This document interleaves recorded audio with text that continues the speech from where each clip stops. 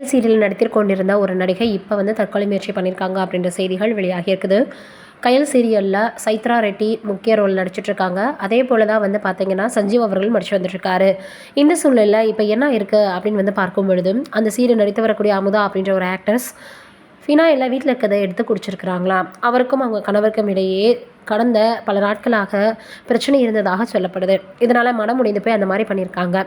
இதை சோஷியல் மீடியாவில் வந்திருக்கதை பார்த்துட்டு சைத்ரா அவர்கள் எல்லாரும் ஒன்றா தான் நடிக்கிறோம், எல்லாம் பண்ணுறோம். இப்படி இருக்கிற நேரத்தில் ஏன் எங்ககிட்ட எதையுமே ஷேர் பண்ணல? இந்த முடிவை மட்டும் எப்படி நீங்கள் தனியாக எடுக்கிறீங்க? யார்கிட்டயாவது பேசியிருக்கலாமே, மனம் விட்டு சொல்லியிருக்கலாமே அப்படின்னு சொல்லியிருந்தாங்களாம். அதனால் இப்போது அமுதா அவர்களினுடைய உடல்நிலை சீக்கிரமே சரியாகணும் அப்படின்னு கயல் சீரியல் ரசிகர்கள் சொல்ல ஆரம்பிச்சிட்டாங்க. அதோட அவங்களுக்கு ஆறுதலை தெரிவித்து வந்துட்டுருக்காங்க. நம்ம சில நேரங்களில் எடுக்கக்கூடிய முடிவுகள் ரொம்ப பெருசாக இருக்கும். ஆனால் அதை சட்டுன்னு நம்ம முடிவு பண்ணிடுவோம். அதற்குண்டான விளைவுகளை நம்ம அனுபவிக்கும் போது ரொம்பவே வேதனையாக இருக்கும். அவங்களுடைய உடல்நிலை சீக்கிரமே சரியாகட்டும்.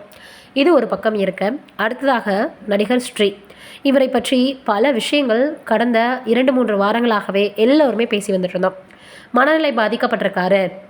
தான் வந்து ஒழுங்காக வீடியோ போட்டப்போ எப்போதுமே ரசிக்காத ரசிகர்கள் ஆபாசமாக போட்டதுமே நிறைய பார்வையாளர்கள் அதை பார்க்க ஆரம்பித்தாங்க, கமெண்ட்களை கொடுக்க ஆரம்பித்தாங்கன்னு மனதளவில் பாதிக்கப்பட்டிருந்தார். அதற்கெல்லாம் காரணம் கூட அவருக்கு சரியான சம்பளம் வரலை அப்படின்னு சொல்லப்பட்டது.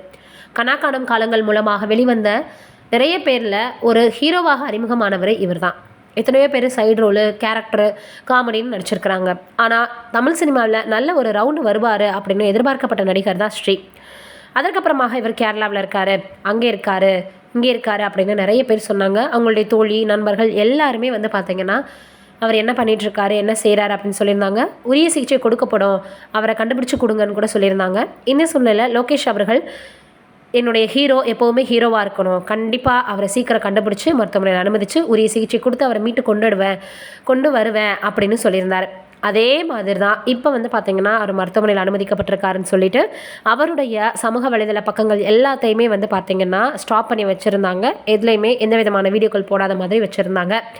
அதே மாதிரி தான் லோகேஷ் அவர்களும் தன்னுடைய சமூக வலைதள பக்கத்தில் ஆக்டிவாக வைக்கல, இன்ஆக்டிவாக தான் வச்சுருந்தார்.